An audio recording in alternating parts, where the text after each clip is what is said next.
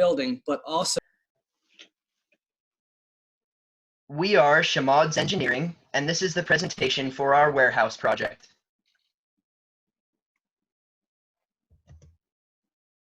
I am Cameron Hale.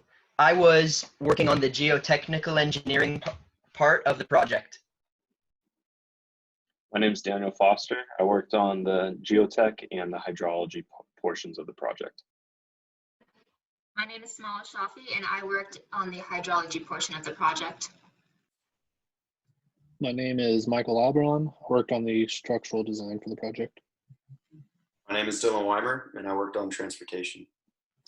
And my name is Matt Adams, and I helped out with the geotech and hydrology a little bit, but mostly worked on the visualizations of the project. For our project overview, the design requirements and constraints consisted of a design of a new two-story commercial building in Nampa. With this building, it was a CMU bearing walls with steel beams and joists supported throughout the building. We had to have an on-site stormwater retention facility. We needed access onto and off of the site for 3-axle commercial trucks. And the foundation design was based off of the geotechnical properties of the site provided to us.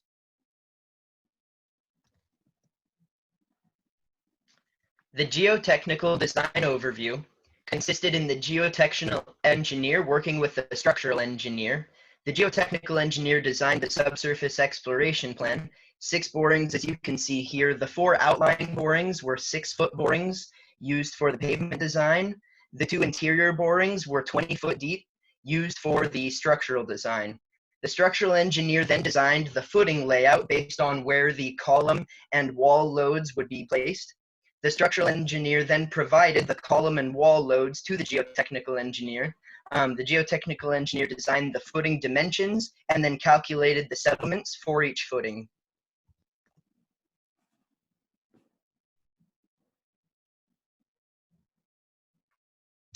The results of the subsurface exploration showed that the site geology consisted primarily of silts and sands. The blow counts were calculated, were corrected, and ranged between 17 and 21. These end values were used to calculate the friction angles through the site, and they ranged between 36 degrees and 38 degrees. Dersagi's bearing capacity equation, along with the provided column and wall loads, were used to calculate the minimum footing widths. The settlement was then calculated and corrected for 3 foot of embedment.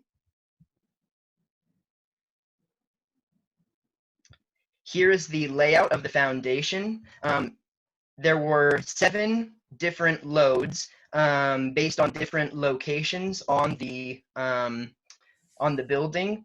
7 of them from columns and 1 for wall. So a total of 8 different loads. These were the 8 loads that were used to calculate the aforementioned dimensions. This table shows the results. All of the footings are made of 12-inch thick concrete. The bottom of each footing, both the square footings and the strip footings, sits at 3 feet below the Earth's surface. The column loads range between 35,000 and 161,000 pounds. The minimum calculated widths range between 2.34 feet and 4.43 feet. Each of these footings was designed as a square footing. The construction dimensions were rounded up to the nearest half foot in order for the contractor to have simpler building, because most excavator buckets are 6 inches. So the final footing dimensions of the square column footings range from 2.5 square feet to 4.5 square feet.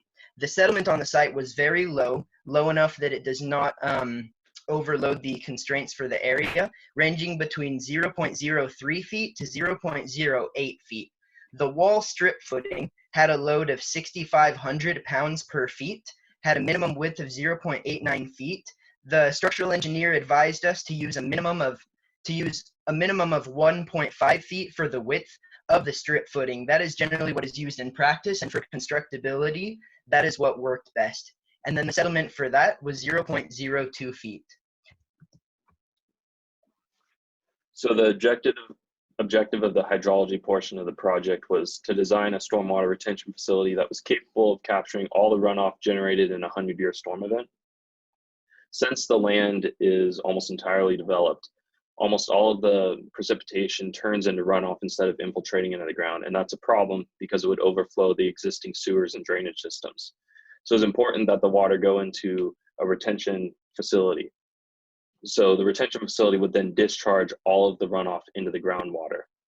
So the site was graded so that the retention facility is the lowest point, and our primary conveyance would be overland flow through gutters.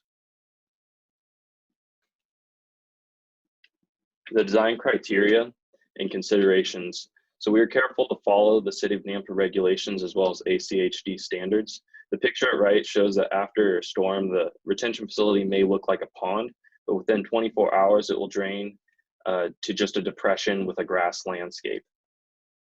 Something that we had to work around was the runoff coefficient for the entire site was 0.95, and that's a slight overestimate because some of the site was undeveloped, and so there'd be higher infiltration at those spots. But the slight overestimate allowed us to make sure that the retention facility was capable of handling a worst case scenario and would have adequate capacity. One of the things that we decided as a group was that we wanted the pond to look nice and not be an eyesore, so we definitely didn't want to put a fence around it. City of Nampa mandates that all stormwater retention facilities with standing water exceeding 1 foot must be enclosed. So we added a gravel layer underneath the pond that we'll talk about on the next slide that would store the water and keep the standing water from exceeding 1 foot, and this would allow it to look more aesthetically pleasing. Underground pipe placement is also expensive, so we used overland flow with valley gutters, and it's cheaper because there's no excavation and it's all gravity driven. So my teammate Samal will talk about the stratigraphy of the retention facility.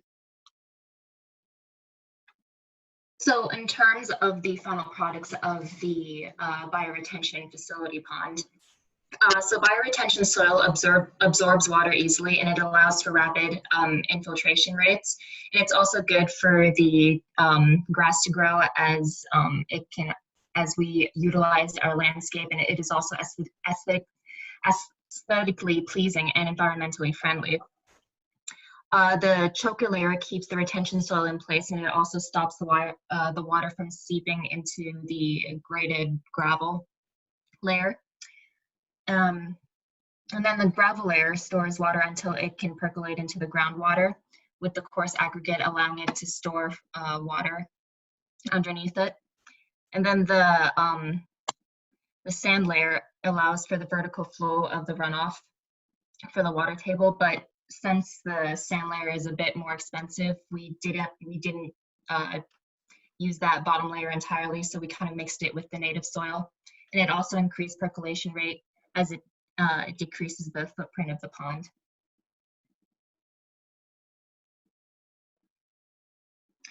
And then for the results of the pond, as regards to the performance, it was pretty efficient, and it was sustainable and eco-friendly, as it was influencing a green ecosystem and a landscape, as we also implemented the landscape around it, as well as the bioretention soils that were explained.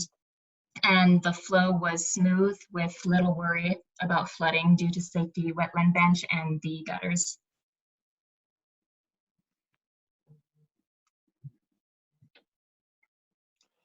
The structural design of this project consisted of a partial gravity design.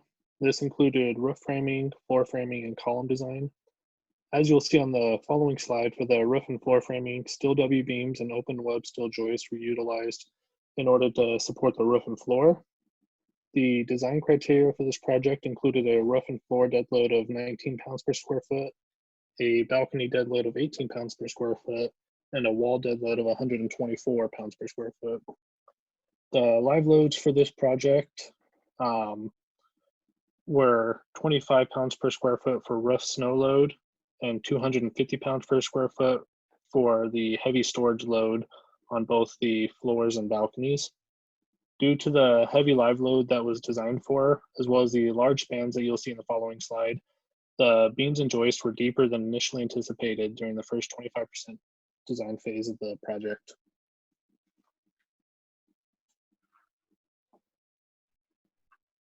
The number one concern with any structural design is safety, ensuring a safe building design for occupancy. With that in mind, the second focus while designing this building was value engineering. We wanted to make sure this project was as cost efficient as possible. We went through two different framing plan setups to determine which would be less expensive and yet still safe for occupancy. The first design included steel columns throughout the building with beams spanning from column to column, resulting in smaller overall span lengths for the beams. This approach allowed for a smaller effective area for the beams and therefore a smaller size W-beam was required. This means that less steel was needed in order to make the W-beams for the framing. However, with this approach, any steel that was saved by having shallower beams was used and then some in order to account for the steel columns throughout the building. The overall steel volume for this design was eventually determined to be larger than the second design, which was ultimately chosen as the final design. As you can see in this picture, there are no columns and beams, and the beams span from wall to wall. This approach utilized the concept of pocketing the steel beams into the CMU walls for their supports, eliminating the need for steel columns throughout the interior of the building. As shown on the left portion of the image, you can see that there was some geometric thinking that went into the design in order to eliminate all internal columns. As a result of not having any columns supporting sections of the beams throughout their spans, the beams needed to be deeper in order to support the larger effective area and span lengths that were present. When comparing the overall steel volume from deeper beams with no intermediate supports to the shallower beams with steel column supports, it was evaluated that the steel volume was lesser with the second approach and therefore the optimal value engineering choice. The final point is with both approaches, the foundation concrete volume was roughly the same since the first design had several columns throughout the building but smaller column footing sizes, and the second approach had no columns and therefore no column footings throughout the interior of the building, but required larger footings directly beneath the pocketed beam locations. As you will briefly see in the 3D walkthrough, the exterior balcony location was designed with a similar concept to the interior of the building by pocketing one end of the steel beams. The other end of the steel beam was supported by the column. This is the only instance throughout the entire building where steel columns were required. Overall, the approach to the structural design consisted of how to make a building as efficient as possible while following all code requirements in the design of the building.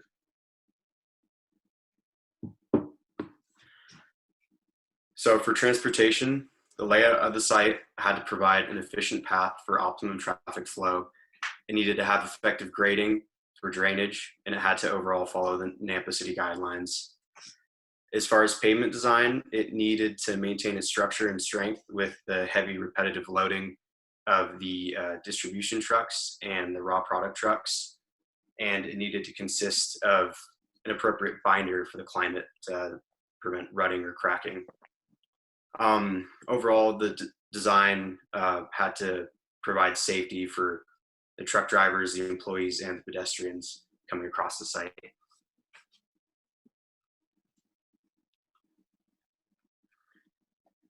The design criteria for the layout and the flow going through the site. The problem statement determined how many vehicles would go through. As far as pedestrian flow, the exact location of the site is unknown, so that restricted some information. Grading, Nampa calls for local roads to have in between 0.4% and a 7% grade. Just practical needs that the site needed to have. It needed to accommodate those heavy trucks that just mentioned. Those trucks are single unit -8 and single unit -25 trucks from the NCHR report 505. That particular truck has a turning radius of 47.5 feet. Pavement design was designed in accordance with AASHTO, Nampa City guidelines, and some research from the National Center for Asphalt Testing also influenced the design as well. The minimum asphalt layer that was called for by the Nampa City guidelines was 3 inches. And going back to safety, potential crosswalks were designed in accordance with the Nampa City guidelines. and those crosswalks and overall safety needs to reflect safety as a value for the public as for the company. So the results, our layout had a grading that sloped towards a retention pond to maximize the flow of water that would actually go through it. That grading, I used a 2% grade throughout the site, and that would roughly take 3,500 cubic yards of top material to be removed from the site. The flow direction, as far as traffic through the site, distribution trucks that are empty will enter the site from the southeast entrance, park beneath the hopper, and then continue to loop around the outside of the building to exit the site from the northeast exit, which is the top on the picture shown in the slide. The raw product and employee vehicles will also follow the same route, so they'll enter through the southeast and exit from the northeast. All of those vehicles will yield to the distribution trucks, since the distribution trucks are larger, and they will skirt around the hopper and deliver their products to the north side of the building to not get in the way of flow of the distribution vehicles. The flow rate, distribution, we know can have a maximum of 12 vehicles per day, just due to the fact of the loading rate of the hopper. The raw product vehicles come in at random times, so it's estimated that it would be around 19 vehicles per day.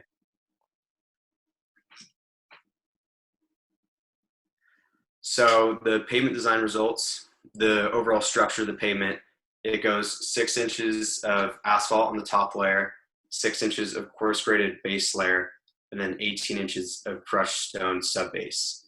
As far as the materials involved in that structure, it's 10% recycled asphalt, which is an environmental and sustainable solution, and a 70-22 performance grade binder to meet the conditions of the climate, as far as high temperatures that can sometimes get over 100, and that can create rutting, and cold weather that can go into the negative Fahrenheit degrees and could potentially cause cracking.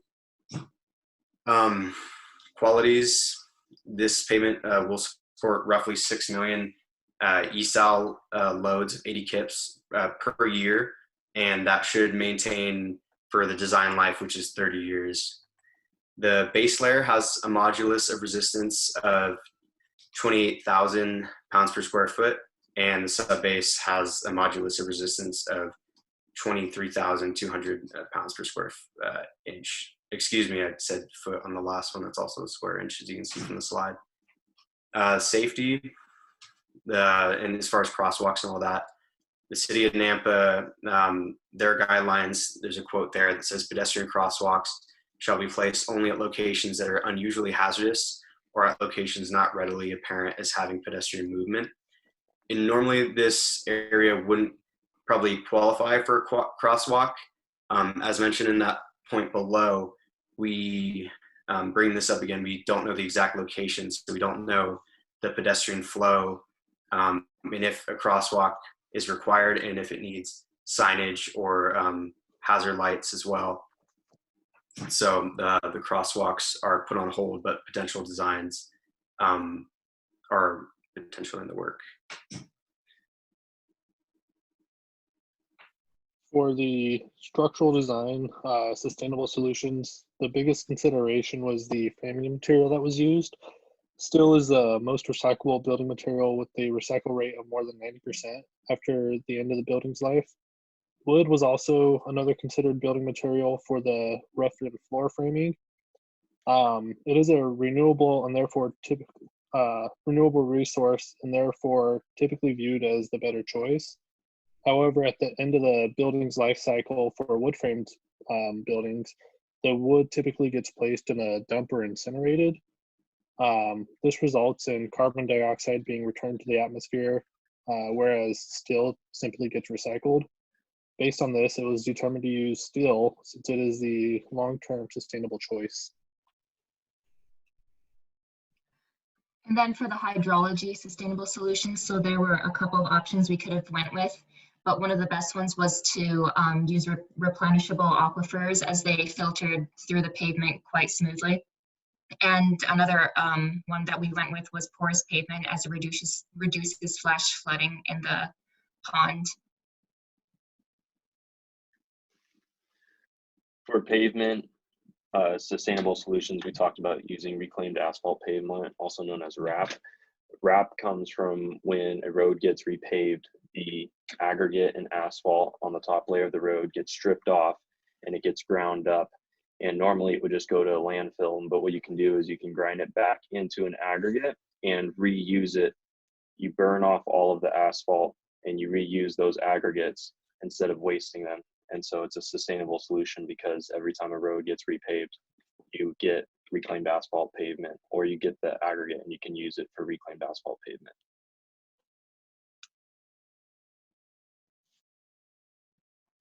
So here's a little video of the walkthrough of our visualizations, the 3D model we have. We'll kind of enter into the front of the building, go through the front main room, and work our way around the building, kind of see some of the bigger structures.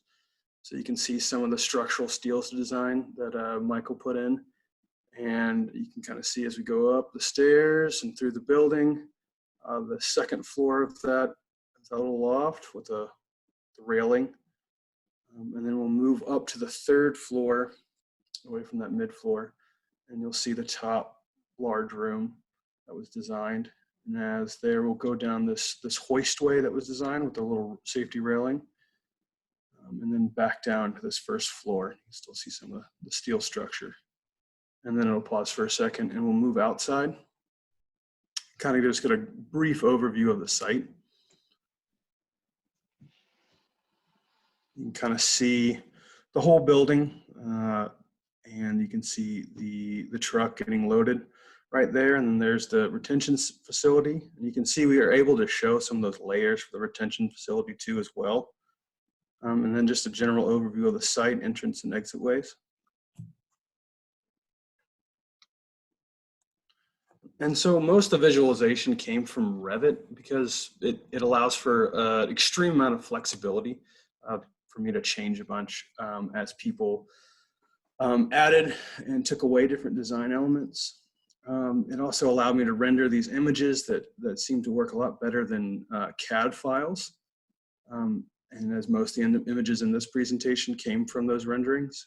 And then furthermore, we've thought about using Inkscape to add another full, realistic visual aspect to the whole project. And what Inkscape does is it allows you to load your full Revit model in this sort of rendered setting, as you can kind of see here.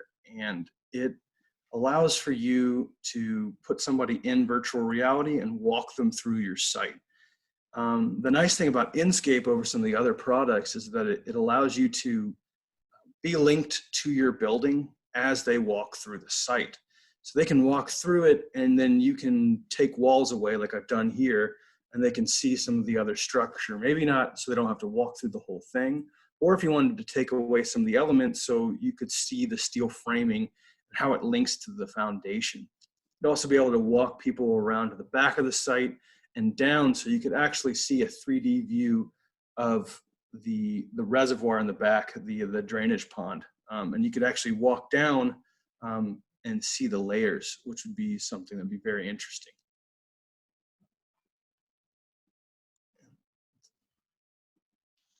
That is about it. Thank you for coming to our presentation.